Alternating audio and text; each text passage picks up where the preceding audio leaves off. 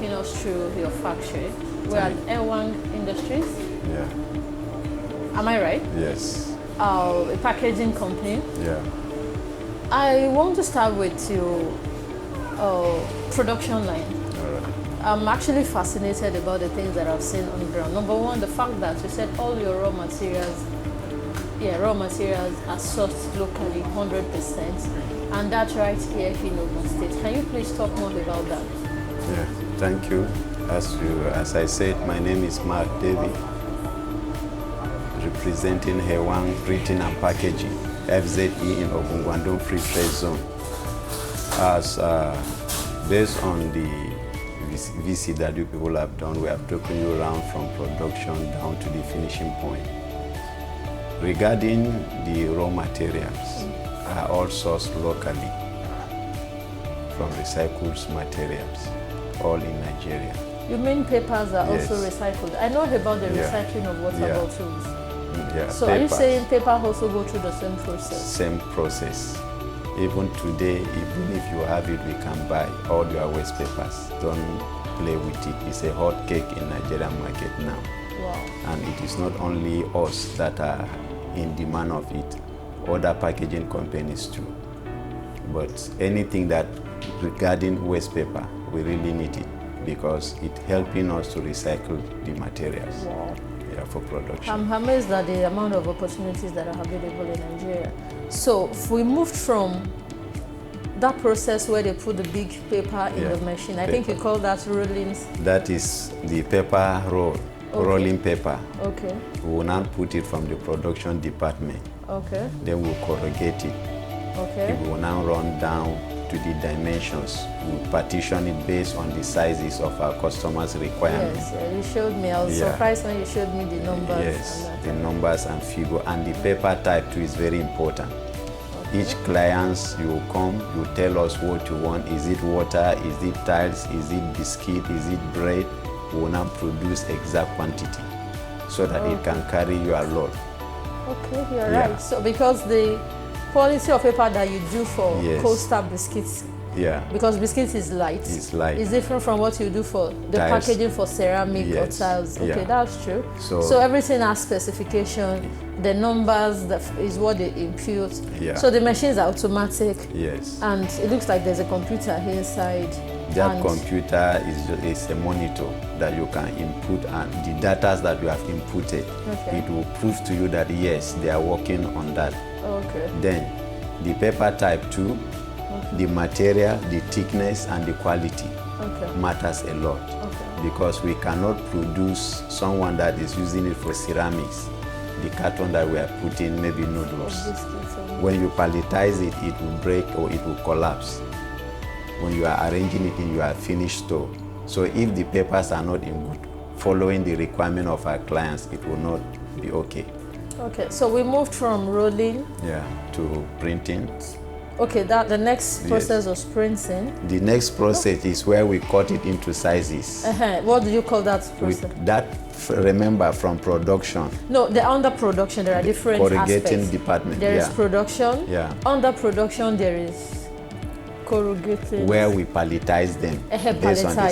size. Okay, yeah, that's what I wanted to Yeah. say. So you palletize based on the size. Yes. And then from there We it take goes it to into the machine, the the printing. printing.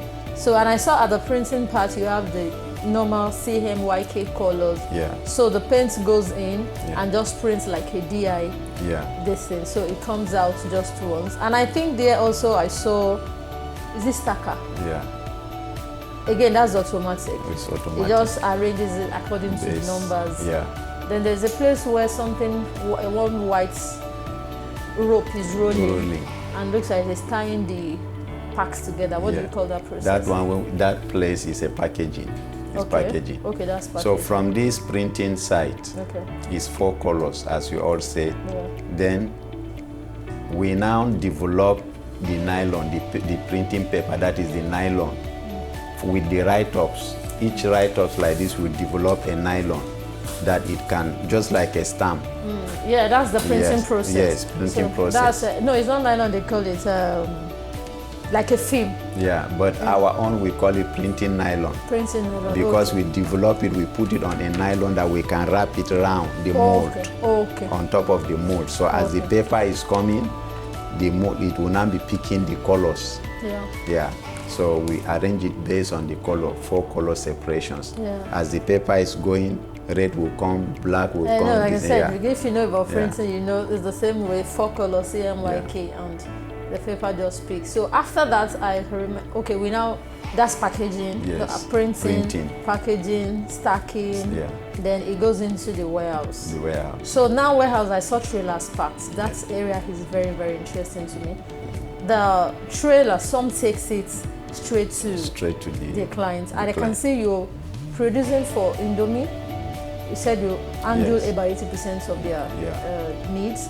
I sell Honeywell. Yes, Niger biscuits, flour mills, Yale or something, Yale, ceramic, and who is also in this zone.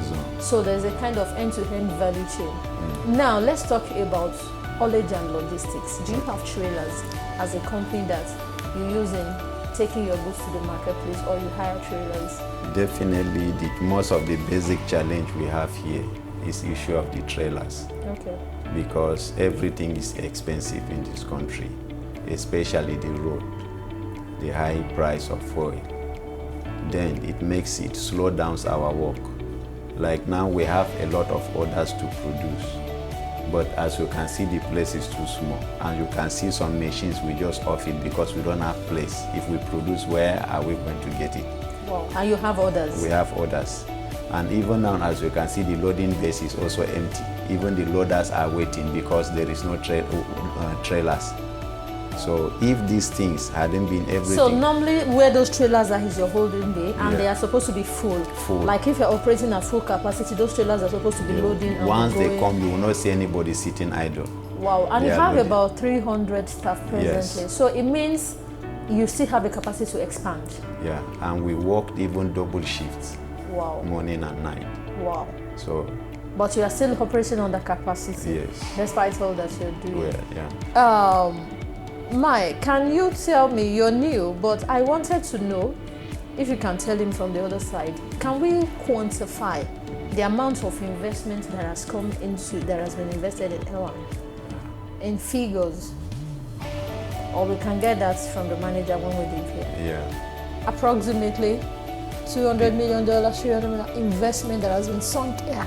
Because it's a whole lot of money to be able to do this. Yeah. You know? So now, employment, we've talked about the numbers. Yeah. You've talked about what government should do. Yeah. Number one, do you think the roads within the zone, is it the responsibility of the government or the responsibility of Ogungwandong? Within the zone, the management that are managing the zone, they have tried their best. Okay. That is why you can see from Lusada, even if you are traced out from Sambo to this, once you arrive Lusada, you will feel relief. But to get to Lusada, it's not easy. Yeah. And I really don't know what the end of the Agbara axis look like. The same problem. As you see from this side is the same issue to Agbara. So only this side, once you arrive Lusada, you know that you have rest of mind. So that's affecting the movement of trailers in and out of here. Because I'm very, very familiar with this trailer issue. And I understand when the road to your business is like this. In fact, I think Apapa is not the worst. Yeah. What I've seen here, Apapa is now like an elementary thing. So we want to really, really focus on this infrastructural deficit. Because as you can see, many organizations here will double their activities only if the roads are fixed. Yes. Now, having said that, some companies like yours want to buy trailers for some reasons. Do you think that is necessary? No. Don't you think if we have a system where trailers can park, because I can see a lot of confusion, trailers there, and I'm seeing crisis. If all the companies here are operating at full capacity, the trailer movement is going to be a problem. I'm not sure people can manage it. Definitely, what we do, if you are a transporter, we know what you are coming to carry and which company that we are managing. Then when we need to, we call, you send also trucks. That is in the area of management. You call manually or there's an electronic system? It's manually. Okay, because there's an electronic system that they use at the ports, they call it e-call-up. Yeah, so that... So we have not adopted e-call-up yet. Okay. Yes. So now, like I said, I'm looking at your company, I'm looking at other companies, I'm looking at the whole gamut, because this is a city on its own. Yeah. You have trailers, for everybody needs trailers. Yeah. Like I said, if 200 companies put their trailers on the road, or all their trailers have to come and move goods, you understand? So there will be crisis. You're familiar with this multi-level car parking system? Are you familiar with it? Can we have the same for trailers, like within the zone, such that all trailers, once they come in, they park there? They are not on the road. They are not. So when they are needed, like I said, they are called up through an electronic system, and they pick their goods and they leave. One of the benefits of this zone, a transporter cannot work for everybody. You register with a particular company. Wow. That is the system. That is how we operate. So any truck that is coming right from the main gate, you cannot say you are coming to Hewang while you are going to Goodwill. Okay. It is unacceptable. Okay. So based from the main gate, when you are coming, before they will issue an entry card for you must explain to them which company you are going. Then they already know this trailer with so number is heading to Hewang. That is how we control it. So if we don't need trailers under Hewang, we can let them know this one no need, because no parking space. So the system is already managed. If you go to each enterprise has its own. The trailers we see are parking at our front are our own. It does not belong to anyone. So that one, there will not be a problem. And I cannot go to another company and see trailers and say, I want you to come and work for me. It will cause problem. So the system is well arranged from this end. Okay, that's fair enough, because I'm looking at when the whole place opens up and everybody needs trailer. Everybody needs to move their goods, because once the fixtures, like you said, production will double, capacity will double, investment will double in some places. So, okay, that's not a conversation to elaborate with you. Thank you for your time. Any other thing you want us to take to the government that you think can help your business? If possible, to my own observations, what suggestion I need to say is to see how they can support and organizations like this that are coming into our country, doing what our government that's supposed to do, but they are the one again helping us. If there is a way they can do to collaborate more, so that the workers too will benefit, then the country too will benefit. So you acknowledge that Hewang is trying. We are trying. And you can imagine what will happen if government can support them. Things will be better for the staff. Operation, the road, policies, everything. Yeah, because another point, they want to help, but the huge cost of things, even you yourself, you understand what is happening. Then you discover that it is not their fault. But if things are okay, definitely things will be better for the citizens also. Hewang Industries, your staff is proud of what you're doing. You're helping Nigeria, you're passionate about doing more, but we need to communicate our government to come in and join hands with these investors and to make things quite easier, particularly for me, the roads. The roads. Okay. Thank you very much, Mr. David. Now, do you plan contesting for Senate President? In the future. In the future. So, we are noting you. So, when you see your posters and all that, I'll remember I met you at Guangdong. Thank you. Thank you very much. It's a pleasure having you. Thank you. I really appreciate it.